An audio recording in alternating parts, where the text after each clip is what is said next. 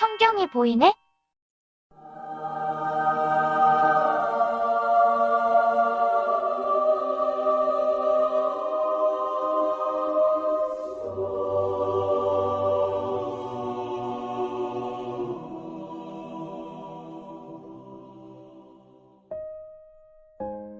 자기 배에서 낳은 아들이 아니라고 살다 보면은 장난도 칠 수 있는 것인데 그런 걸로 남편의 아들을 내쫓으라는 사라의 요구는 너무나 속 좁은 여인으로 보입니다. 이 사건에 관한 다른 내용이 있을 것 같아서 다시 야살의 책을 참조했습니다. 그랬더니 생각지도 못한 의외의 일이 하갈의 아들과 이삭 사이에 벌어졌음을 알게 되었습니다. 창세기 21장 8절입니다. 아이가 자라매 젖을때고 이삭이 젖을때는 날에 아브라함이 큰 잔치를 베풀었더라.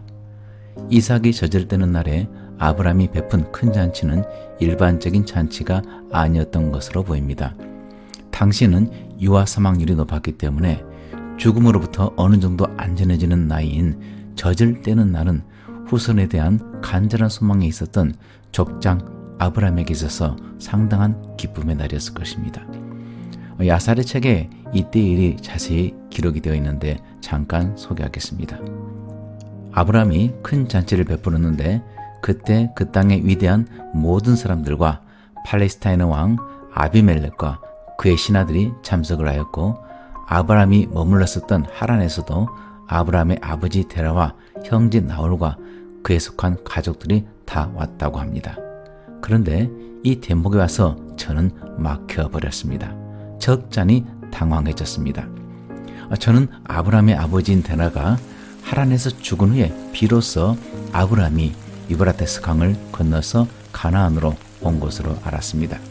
왜냐하면 창세기 11장에서 아브라함의 아버지 데라가 죽었다고 했고 창세기 12장에 오게 되면 아브라함이 가나안 땅으로 갔기 때문이죠.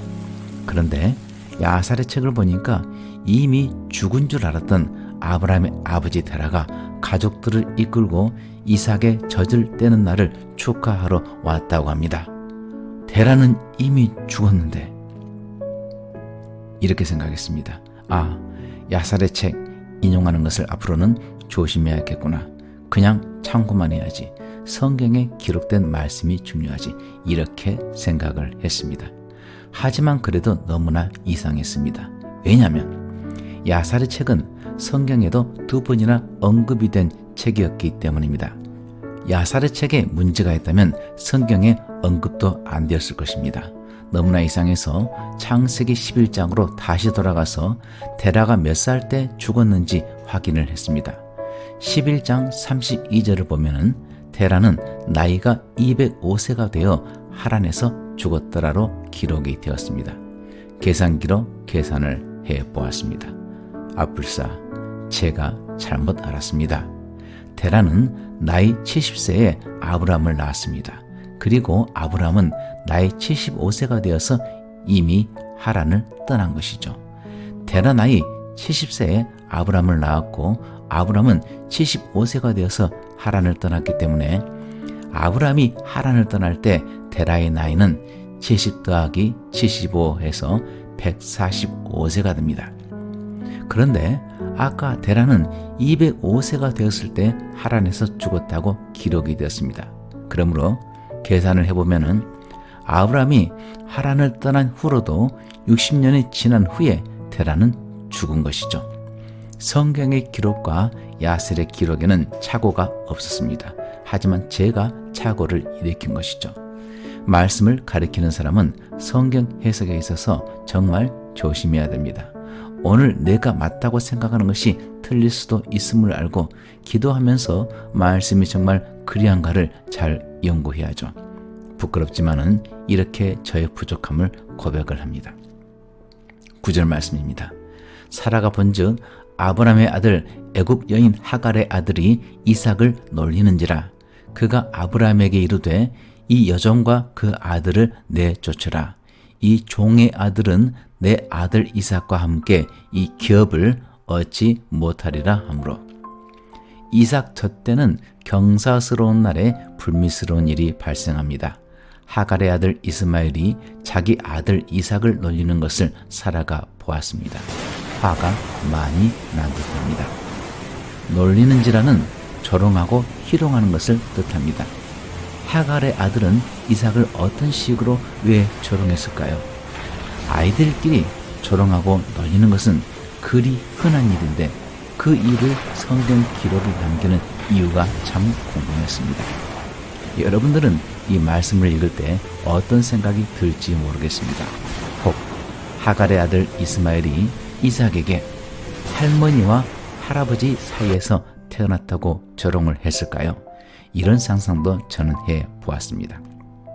어쨌든 성경에 기록이 된 내용이기 때문에 일반적인 조롱이 아님은 확실합니다.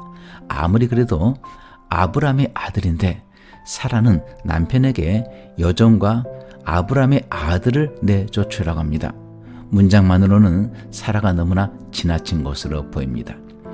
자기 배에서 낳은 아들이 아니라고 살다 보면은 장난도 칠 수 있는 것인데 그런 걸로 남편의 아들을 내쫓으라는 사라의 요구는 너무나 속 좁은 여인으로 보입니다. 저는 그냥 넘어갈 수가 없었죠.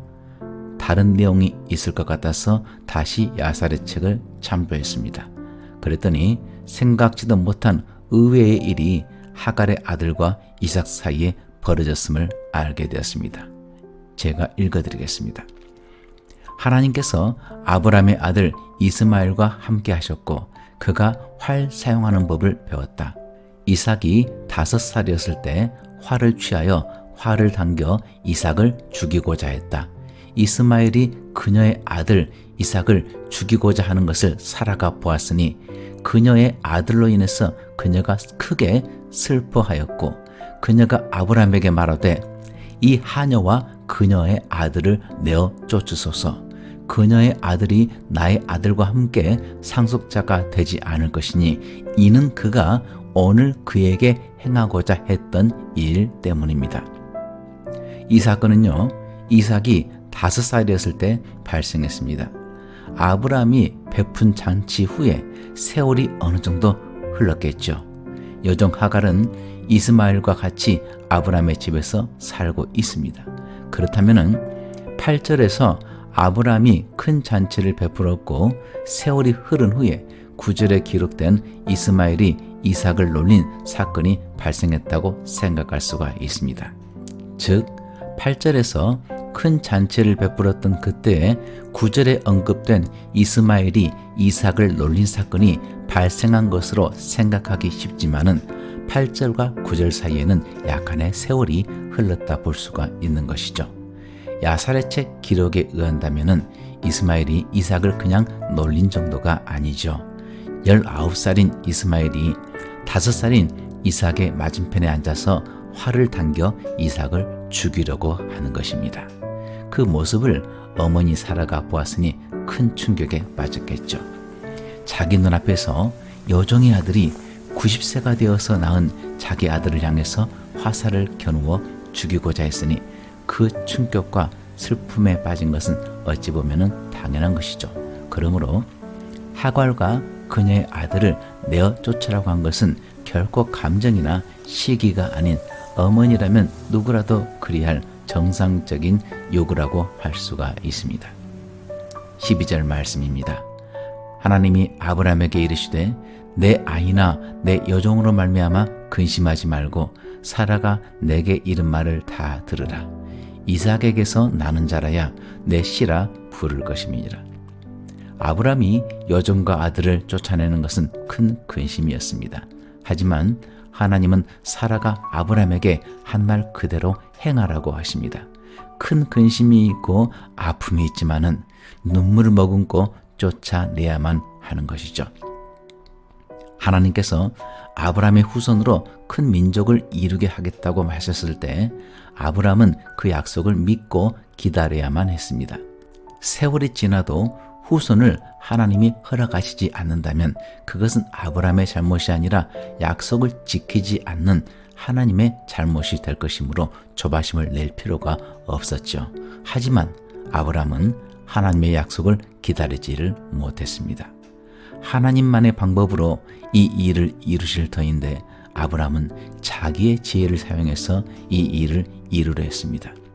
아내 사라가 여종 하갈을 아브라함에게 주었을 때 아브라함은 마땅히 이를 거절했어야만 했습니다. 하지만 그는 아내 사라의 말대로 하갈을 취해서 아들을 낳죠. 이 아들은 약속의 아들이 아닌 육신의 아들입니다. 종의 아들입니다. 내 힘으로 하나님을 위해서 무언가 할 수 있다는 생각, 그리고 그것을 실천에 옮길 때 이스마엘이라는 결과물이 산출이 됩니다. 하나님의 약속의 말씀을 기다리지 못하고 나의 방법을 통해서 이 일을 이루려 할 때 하나님은 절대로 그 일을 기뻐하지 않으십니다. 아브라함에게 있어서 가장 큰 문제는 후손이 없는 것이었습니다. 아무리 재물을 많이 축적을 해도 그 지경이 넓혀져도 아들이 없기 때문에 자기가 가장 총애하는 자기 종에게 재산을 물려줘야 될 그런 처지였습니다. 하나님께서는 친히 아브라함에게 그 일을 해결해 주겠다라고 약속을 하셨습니다. 반드시 아브라함의 후손으로 큰 민족을 이루게 하겠다라고 말씀하셨습니다. 하지만 아브라함은 하나님의 도우심 없이 자기만의 힘으로 육신의 아들, 종의 아들을 낳아버렸습니다. 갈라디아서 말씀에서 여종과 그 아들은 율법 아래 종 노릇하는 것을 상징하는데 우리를 거듭나게 하신 성령을 의지하지 않고 율법에 얽매여서 율법의 종이 되어서 율법을 지켜서 의롭게 되려 하는 갈라디아 성도들의 어리석음을 지적하고 있습니다. 창세기 오늘 말씀에서 여종과 그 아들은 어려움에 닥쳤을 때 하나님의 도우심을 구하지 않고 육신의 힘을 의지해서 문제를 해결하고자 하는 우리의 태도와 이로 인해서 산출된 결과를 말하고 있습니다. 하나님께서는 오늘 여종과 그 아들을 내쫓으라고 하십니다.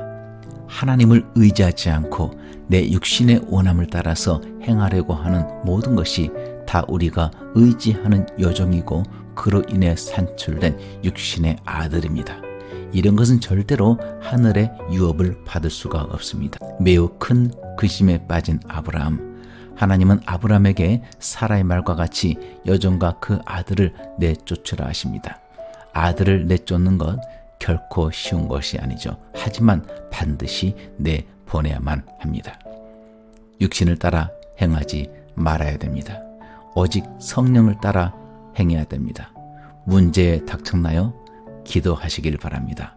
성령의 도우심을 구하세요. 하나님 도우심 없이 내 힘으로 해결하려는 것은 여종을 의지하는 것이고 이스마엘을 산출해내는 것입니다. 구독과 좋아요 눌러주세요.